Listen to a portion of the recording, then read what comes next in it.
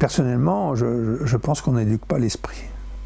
C'est-à-dire que l'esprit, alors ça dépend ce qu'on met sous le terme esprit. Si l'esprit c'est la dimension cognitive du cerveau, de la capacité, oui, ça on peut l'éduquer.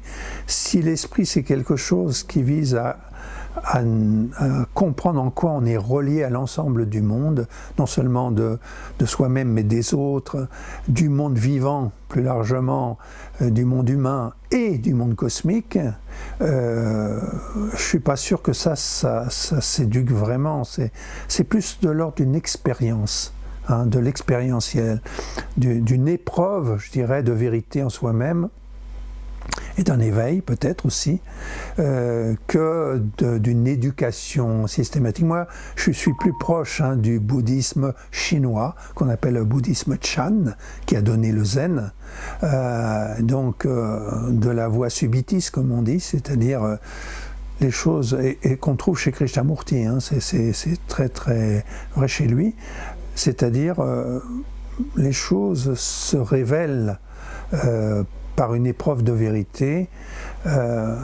mais ça ne procède pas d'une évolution qui dépend du temps, hein, de la temporalité.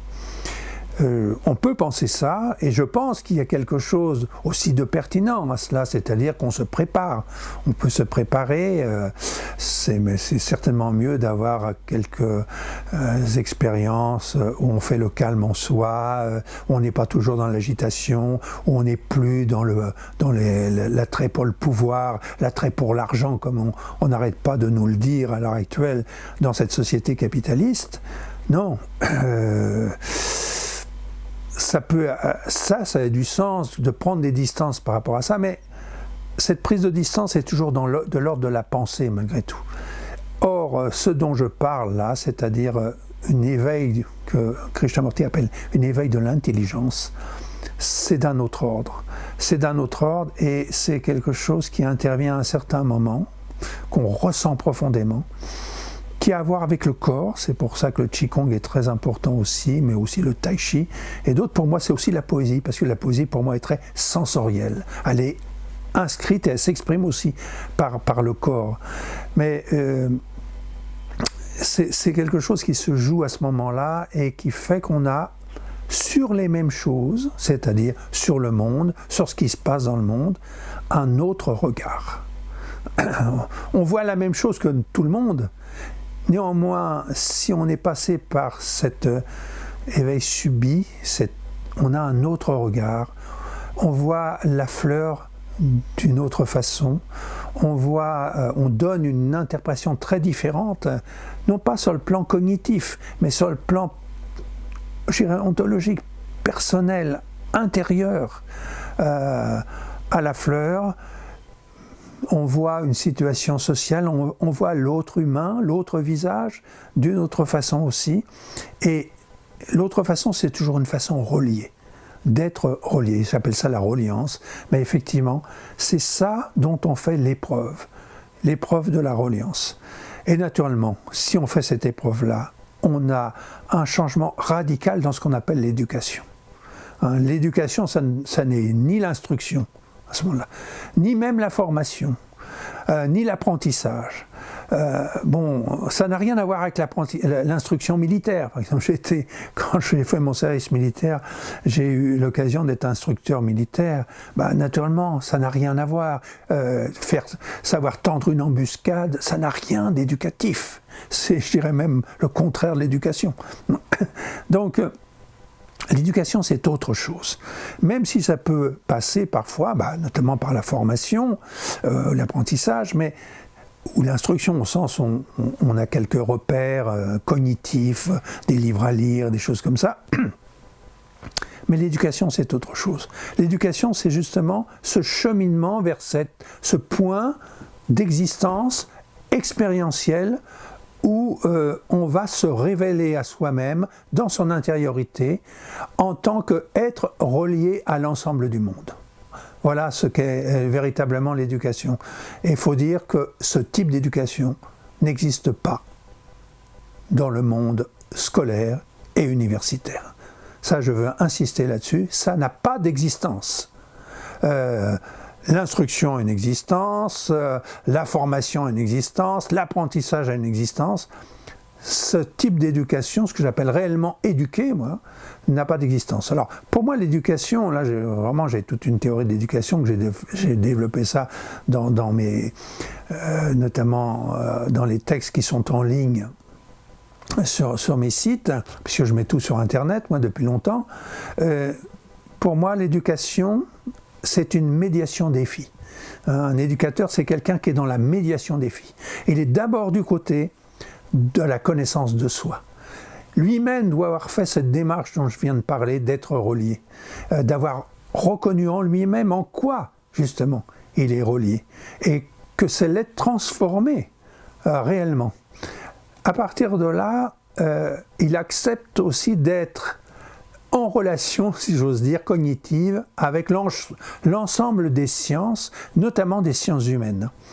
C'est-à-dire que ça ne nie pas l'importance des sciences et des sciences humaines. Ça veut dire que les sciences humaines vont intervenir conjointement, mais en dialogue.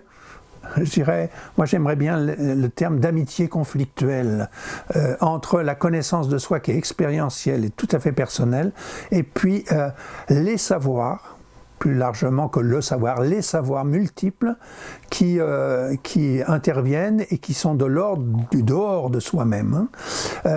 Mais ça va se passer en soi-même. Qu'est-ce qui se passera en soi-même? C'est une médiation défi, c'est-à-dire médiation parce que la connaissance de soi qui risque d'être autistique, certainement schizophrénique, complètement enfermée, ça peut conduire à ça. Pour moi, c'est de l'ordre de la folie, ça, tout simplement. Donc les sciences humaines interviennent dans leur interprétation, dans leur connaissance de la psyché aussi, pour poser des questions à cet enfermement, toujours possible, potentiel. Mais l'inverse est vrai.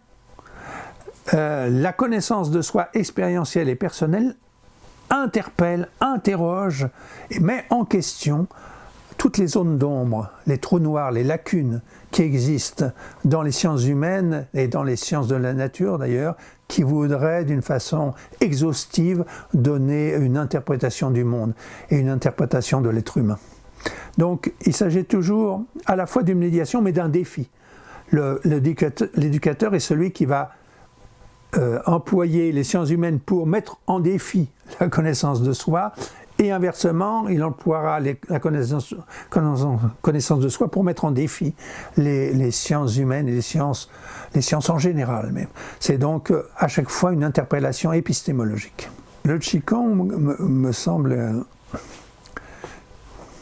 on pourrait dire, une voie de connaissance de soi très intéressante. Alors, c'est pas la seule, il y a le tai chi, il y a la méditation assise, le zen, etc. Bon, mais il y a aussi, pour moi, toutes les formes d'art, par exemple. Moi, ma voix, ça a été la voix de la poésie, et je prétends que la voix de la poésie, c'est une véritable voix spirituelle au sens où je l'entends. Mais le Qigong me semble vraiment une véritable voie. Pourquoi? Parce que d'abord, ça s'appuie sur le corps. Et pour moi, il n'y a pas d'expérience de soi, il n'y a pas de connaissance de soi sans partir du corps. Partir du corps, c'est partir de la nature, car nous sommes la nature à partir de notre corps. Et notre corps, c'est un tout complexe, sans cesse en mouvement. J'ai des amis autour de Danimbois qui ont développé la comment ils appellent ça, la psychosomatique, qui est un travail sur les fascias, la fasciathérapie, qui est un travail sur les fascias, c'est-à-dire les muscles internes, où sans cesse il y a du mouvement et où il s'agit de reconnaître quelque chose de cet ordre-là dans le toucher, et dans un certain type de massage. Eh bien oui, je crois qu'il faut commencer par là. Il faut commencer par son propre corps et par voir ce qui se joue dans son propre corps. Alors son propre corps, c'est le corps très concret, mais c'est aussi le cerveau. Le cerveau fait partie du corps et il bouge aussi, le cerveau. Et je dirais même qu'il se développe. Et il peut aussi s'accroître ou décroître, etc.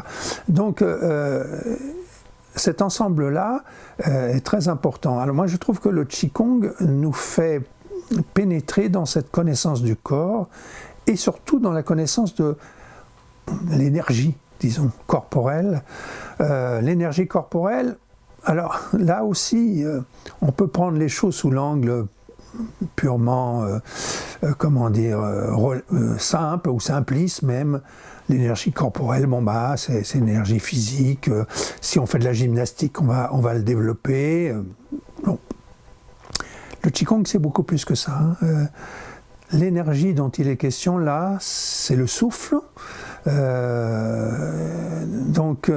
ce qu'on appelle le souffle. C'est Catherine Despeux qui insiste là-dessus par rapport au Qigong et au Tai Chi. Le souffle, je dirais, moi je l'appellerais, le souffle c'est la dimension la plus fine, la plus spirituelle de l'énergie. Ça fait partie de l'énergie pour moi, mais c'est la fine fleur de l'énergie. C'est quelque chose qui vous met en rapport justement avec cette autre-té dont j'ai parlé avec Krishnamurti. On pourrait dire avec le tiers caché du côté de Bassaram Nicolescu, qui est un ami qui développe aussi des choses très intéressantes concernant la transdisciplinarité justement dans le domaine des sciences. Et pour moi, le Qigong, c'est ça, c'est la notion de Qi qui est une notion d'énergie, mais d'énergie qui a cette ouverture spirituelle. Et il ne faut jamais perdre de vue ça. Sinon, bon. Donc, si on a cette conception du Qi, qui est la conception traditionnelle du Qi en Asie, faut pas l'oublier. Ça vient de Chine, c'est passé par le Japon, ça concerne aussi naturellement l'Inde avec tout le yoga. Si on a cette conception-là, alors on revient toujours à son expérience corporelle. On essaye de voir comment ça se joue et comment ça peut se développer, comment ça peut se sentir. Et le Qigong est une voie pour sentir, pour reconnaître, pour comprendre cette dynamique, je dirais, de l'énergie dans le corps. À partir de là, est-ce qu'on peut enseigner le Qigong? Alors je dirais oui, naturellement. On peut enseigner la manière de faire pour entrer dans cette voie. La manière de faire pour entrer dans cette voie. On peut enseigner les postures, on peut enseigner à avoir le dos droit, on peut enseigner à ressentir les choses de plus en plus dans son tien-tien, dans son hara. Bon, on peut enseigner comment ça se ressemble, comment on a l'intention même de sentir en soi-même ce souffle qui passe à travers nous, mais qui vient aussi d'ailleurs, qui est un souffle qui nous unit à l'univers, on pourrait dire. Ça peut s'enseigner. En même temps, ça ne peut pas se transmettre. C'est-à-dire qu'il n'y a pas de transmission cognitive dans ce domaine-là. C'est une expérience personnelle. C'est soi-même. Soi-même, on va faire l'expérience de cela. Si on fait l'expérience, alors on découvre que des gens qui en parlent, ou même la personne qu'on a en face de soi et qu'on considère comme un sensei, comme un maître, est vraiment un sensei. Ce n'est que si on fait cette expérience soi-même qu'on reconnaît que l'autre a aussi effectivement fait cette expérience. Sinon, on est dans l'adoration, sinon on est dans la gourouisation, sinon on est dans l'adoration du maître. Et à chaque fois qu'il y a adoration du maître, il y a méconnaissance de la vraie spiritualité. Voilà, donc comment je répondrai à cette question. Enseigner le Qigong, il faut être très modeste, très humble et savoir qu'on est toujours en deçà de ce qu'il faudrait être vraiment pour enseigner réellement le Qigong.